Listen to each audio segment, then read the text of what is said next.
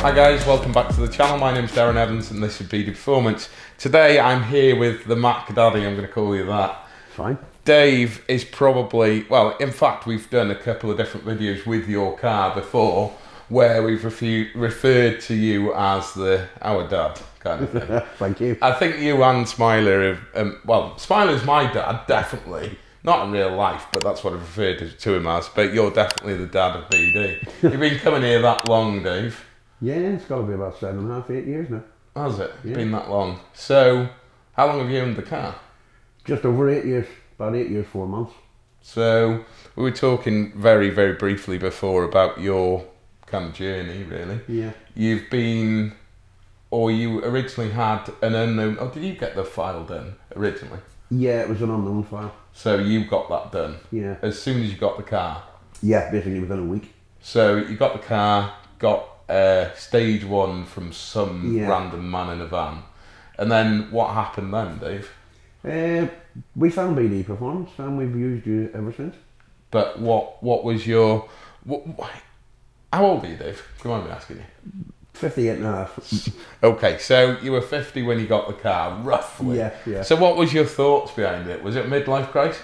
Probably, yeah. My brother-in-law had the AO version and I liked the way it handled, I liked the performance on it, and I thought, I'm going to try one of those. And, so this is Wayne now? Yeah. Who then upgraded to a Mark II RS, yeah. Right. So, yeah, Wayne kind of followed you here eventually. But so you got into it, you thought, right, okay, well, I'm going to put a stage 1 file. Is that where you thought you'd stop? Or I did actually think of stop there because the actual map that I wanted an economy map. You know, just for fuel consumption. I didn't really want to mod the car to... Sorry, Dave, you wanted an economy map. The man who doesn't care just wants it to go faster. I did actually at the beginning. Yeah. So where did it all change? Because, I mean, if people knew you and knew your other half, your better half, that you know, you just, I mean, she's as bad as you are. She is, yeah. She's encouraged me to do it all. She's literally, she's like encourageable. Obviously, you're a wagon driver, long distance wagon driver. You stay out for a week, for the most of the week. So this is your toy when you come back. Yeah, basically a weekend toy. So yeah, so what was the first bits that you did with this, Dave? The first bits we done with yourselves would have been, I think it was the plenum was the first thing you ever put on. Yeah. So was there an exhaust on it? Or? Yeah, we got a company down in Queensferry to do the initial exhaust and the intercooler. Yeah. After that, we found you. Yeah. So it was stage 1 with an intercooler and exhaust. Yeah. And then we did the plenum. Then where did we go? Did we go Revo stage 2 straight away? Or? Not straight away. You've done the plenum. You basically serviced it, inspected it, changed some bushings on it. Then we had a trip out to the Nürburgring where you changed you put the Revo stage 2 on it, springs, brakes, inspected the car again, give it a service, and we took it out to Nürburgring. So it's been, you went from buying this car as like a weekend toy to completely doing a full circle, and you actually use this on track. You do quite a few javelin track days. We have a few, yeah. So which actual tracks have you done so far? Alton Park, Anglesey, Silverstone. Which is your favourite? My favourite Silverstone. Yeah. Out of all of them, yeah. How many times have you done Anglesey? Before. Have you? And what about you've done Alton Park quite a few? Yeah, I've done about 4 or 5 days on that as well. So what's the difference between, or what would you say the biggest difference is? Because obviously you forged the motor and left it as stage 2 for quite some time, didn't you? And then we did the filming of not so long ago, probably only about 18 months ago of doing the diff. And then we did not long afterwards, maybe 8 or 10 months ago now, you had the RS Turbo upgrade and you actually went for the full stage 4 plus. So what's the biggest difference in drivability? Because you've used both on track, so you've used the very versatile stage 2 ST software, and now you're on the RS stage 4 plus software. So what's the biggest difference, Dave? The performance from stage 2 to stage 4 was definitely the bigger. The turbo upgrade it made the immense difference. In what way, Dave, specifically? Power, acceleration. Yeah. So it's just more versatile for you. I suppose you get more confident now if you've done nearly 20 track days, which is far more than I've ever done. And I'm no particularly amazing driver or anything like that. I just like enjoying myself and having a bit of fun. But so what would you say the best mod that you've done is? That's going to be a difficult one. That's got to be the brakes. Yeah. I mean, as I said to you in the past, Aaron, when I actually first come here, if you can't make it stop, don't make it go. No, that's very true. And there's a lot of people that don't follow that rule, because you actually did your big brake kit before you... So you've got K-Sport big brake kit. You did that before you went for any massive power, didn't you? Yeah. So you made sure that it stopped. So what's your kind of future plans for it? Or are you happy with it now, I think, can't you? Just maintaining it. Maintaining it, basically. Obviously, I want to get the underbody restoration done front and back. That's going to be my next challenge. How many miles has the car done now? About 90? The car's done, I think it's got 93 on the clock. But it drives. This is one of the weird things. I say this about very few cars, and that isn't being disrespectful, but there's yours, Matt's, and various others that kind of just, even though they get quite a dose of pain, that still drive like it just came out the factory last week. You know, it's just, it's really strange. And I know you've maintained it highly and made sure that you've modified it tastefully and upgraded the things you needed to do. But there's still not very many cars out there that you can jump in that, yours is a 2006. Yeah. So that many years old, 15 years old now. And you can jump in it, and it feels like just jumping in a, you know, in a a car that's just come out of the factory almost. You know what I mean? It does drive very well. It's very responsive. I mean, even low speed, sticking to the speed limits on a normal road, it's an amazing car. It's very, very comfortable. Yeah, smooth. What would you upgrade to next if you had to go away from that car? What would you choose next? It would probably be the Mark II RS. You're still thinking that? Yeah. I think it's a much better car. Why? There's so much more you can do with a Mark II. Yeah, I don't disagree. Not just performance-wise, but blinging it up, whatever. It's just Mark II just seems to have that shape, where I don't think the Mark III does. No. So you wouldn't go for Mark III at all, but you would still, even so now, after owning a Mark II ST, you'd still go to a Mark III? No. Still go to a Mark, even after owning an ST, sorry, I completely got that wrong, Dave. Even after owning a Mark II ST, you'd still go to a Mark II RS? Yeah. For what reason? I don't know, it just seems a more plant and firm car to me. Or is it just the kind of stigma and the prestige that goes alongside it, and knowing that Wayne had one? No. The only thing I don't like about the Mark II RS is the seats. I'm not comfortable in them. I would replace the seats. Yeah. Because I'm not into leather, I prefer cotton, obviously. Yeah. No, I understand. But I mean, for me, it's a different thing. I mean, the shell seats for me aren't comfortable. That's why in the Mark III I've got the in the Mark III RS I've got the standard kind of Recaros, you know, just the standard seats. I just don't enjoy sitting in the shell seats, but that's just a size, weight kind of thing. But so a bit of background about the car. So it's basically now it's got a big AirTech intercooler, I think stage 3 is it? Stage 3, did we put a radiator on it? You did, yeah. We did, so it's got an LSD on it, M Factory diff. Yeah. We've put that in, and I think we did a video on that. Was it an M Factory? I think it did, you did.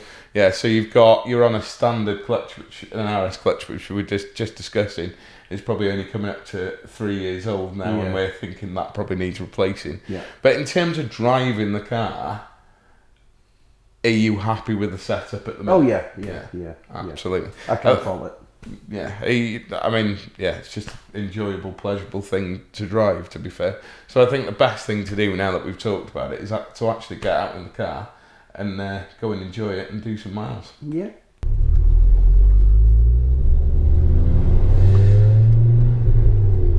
When you put your trust in me as a driver. Yeah, it's fine, Dave. You know, like, you've been driving a long time now, haven't you, Dave? Doesn't mean I'm good at it. I know, yeah, but, you know, you must be pretty good by now. What's the difference between this and a wagon then? Wagon's easier to drive. Is it? Yeah. Really? Seriously, yeah. Honestly. Well, you got more vision in a wagon for a start. Yeah. The higher up, you can see a lot more. But they're all automatic, aren't they? And most of them's automatic these days. Yeah, I'm still not convinced I should be let loose in 40 tons. What do you carry? How much weight do you actually carry? The total weight would be about, say, 30 ton. Yeah. Because the vehicle weighs about 14. 30 tons. So what's the maximum weight a Arctic can hold then? 44. 44. Can't go any higher than 44. Would you prefer to be in the UK driving a wagon or somewhere else? Definitely in the UK. Why? Don't you think they're cool? Like they're like Australian and yeah, Halls would be good. But I mean, I've done European in my early career, and I've done it for about 4 or 5 years. Yeah. A lot of hassle with the police. Have you ever driven something like one of those big American trucks? No, with the nose on them. Yeah, the big ones. No. I reckon we have more powerful trucks in this country than what they have. Do you? Yeah. But they look cool, though, don't they look the part, but I mean... There's a few of them in the UK that have got actual noses on now, isn't there? Yeah, there's quite a lot around. But yeah. So what's your favourite? What's the favourite, other than obviously the brakes for safety, what's your favourite thing you've done to it so far? This? Yeah. Or what's put the biggest smile on your face? It had to be the turbo upgrade. Yeah, without a shadow. That was... It does just transform it. I noticed the difference, the hell of a difference. Yeah. Makes it far more responsive, doesn't it? It does, yeah. It's I always say that if you want to go over sort of 350 horsepower, you've definitely got to go to an RS turbo. There's no point in just doing 380 horsepower on an ST hybrid turbo. One, they just don't last, and two, they're just nowhere near as exciting. It's just the responsiveness. Alright, maybe this is slower developing power because it's a bigger turbo, but not a huge difference in kind of response time. The throttle's still it's there, isn't it? It's nice and snappy. Oh yeah. So has your missus driven this car? She hasn't driven in the last 18 months. No. But she has driven. She hasn't driven it with a turbo upgrade, no. If you could do things again, what would you... Is there something you'd change? Or not? I don't know. I think I'd leave it as... I mean, my knowledge of cars, as you know, ain't the greatest. So I don't really have a lot of mechanical skills. But I think I would do it all again. Yeah. In the way that I've done it. Yeah. You wouldn't go a different direction or anything like that? No. I like the Revo map. Would you go bigger again? It's possible, yeah. I think this the most I'd ever go for a track car is either a G30 660 or I don't think I'd do that if it was my own car, either a hybrid stage 3 turbo, but I don't think you actually really need it. I just think that 425 horsepower is where sufficient it is, for the front wheel drive car. Did we put this on the dyno one day? Yeah. We did, didn't we? What did it actually do? 420 was it? It actually came out at 400 after your calibration. It was 432.4. No, well, just pointless doing anything else. Exactly, power wise. What tyres are you running, Dave? Oh, this is a Pilot Sport 4. So you got put 4S's. Were you running Eagle F1s? I did run Eagle F1s for a bit, and I thought the Michelin were better. Why did you change them? Did you just watch the reviews? Because a lot of people are on PS4s and stuff. Yeah, I did watch the reviews, and then I tried a few of them, and I thought the Michelins were better. Yeah. In what way? Grip-wise? What are they like in the damping comparison? They're not bad in the damp compared to the Eagle F1s. Yeah. And the longevity of them, I'd say, was a little bit better than the F1. Oh, mate, it's going to rain. It's starting to rain. After all that, we mentioned rain. There's a spot of rain on the windshield now. So look at that, big dab of it. We can't show you because you fixed cameras, but we're in Wrexham. Yeah, we're in Wrexham. Hopefully, it's going to hold out for us to do some footage. But yeah.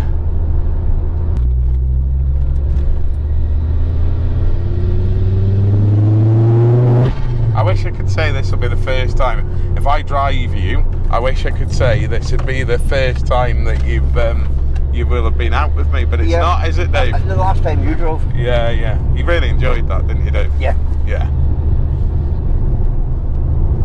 What did you say last time when you got out of the car, Dave? I think it went like something like never again or something, but now you're in the car again. I won't repeat the words. It's alright, Dave, we've got plenty of bleeps. Yeah. They come free, they don't charge us for the bleeps, mate. We've got a subscription. So this is my... Dave, have you raised the seat up? Because I feel like... No. Are you sure? I haven't touched it. I think you've raised it up. I haven't. All I do is slide it forwards and back every time somebody gets in. I feel really high. You look really high, actually. I know, yeah. So did you enjoy that? Yeah. You want to know something? For all the years I've owned this car, I've never ever adjusted that seat. So all I've ever done is slide it forward and back. It just feels really high. I don't know why. So yeah, this is the second time of me taking you out in a car. Yeah. You really love this, don't you, Dave? Yeah, I don't like breaking the speed limits. I've got a license to. We don't break speed limits, Dave. Bit of loss of traction there, Dave. Little yump in the road. It just feels like new. I don't know what it is about this car. It is solid. Yeah, just there's no like knocks and bangs or anything like that. There's like, it's just like it was meant to be. It's dead weird because normally on a car of this age, realistically, in fairness, like they normally clunk and bang and knock about and all sorts of jazz, but we haven't got that with this, so we're all good.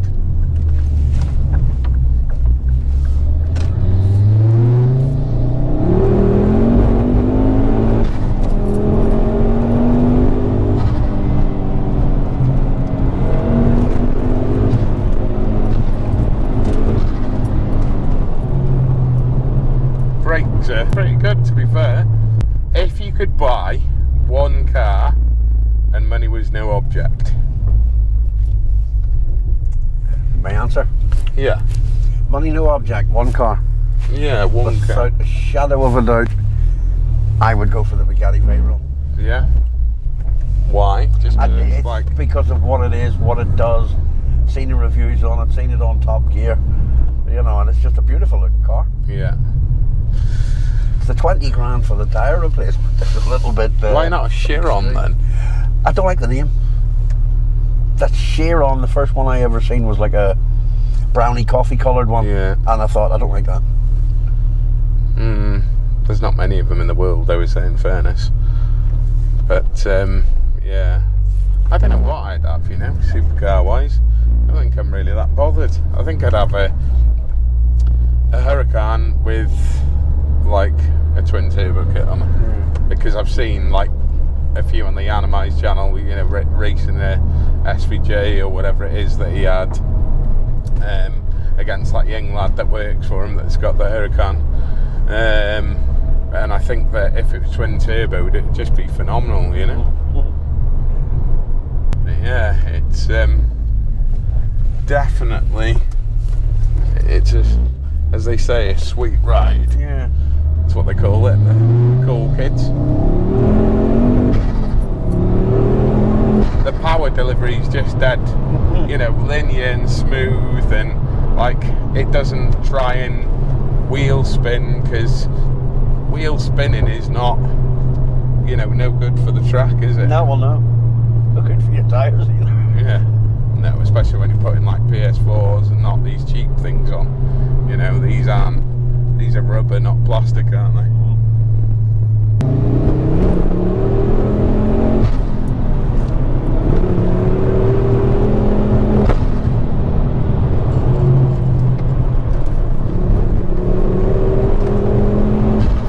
It just handles absolutely amazingly, considering, really. You alright, Dave? Yep, fine. You went quiet there for a minute. That being said, I think we can end this video there. Okay. So, yeah, Have you got Instagram or not? I have Instagram. Yeah. You have got Instagram. What's your Instagram handle then? Toy Blue. Toy Blue. You've got obviously your own Facebook page under Dave Mack. If you know Dave, then you'll know him. But if you like this sort of content and you've not subscribed already, then please consider doing so. Hit that bell icon to stay notified. Comment down below if you've enjoyed seeing Dave, and give him some support in the comments down below. He's one of the first people really we've done a review with, one of the first OG customers. Obviously we've got the likes of 𝘠𝘂, my other dad. We've got Andy Evans, who is from Stoke. His car's not around at the minute, but will be shortly. We want to get him on the channel as well. And you know, there's many more. Obviously we've done Matt Beaumont's review, but there's many more to come. Yeah, let us know in the comments down below if there's someone else that you'd like to see, or another video that you'd like to see us do. It helps us out tremendously. Thanks for watching, and we'll see you on the next video.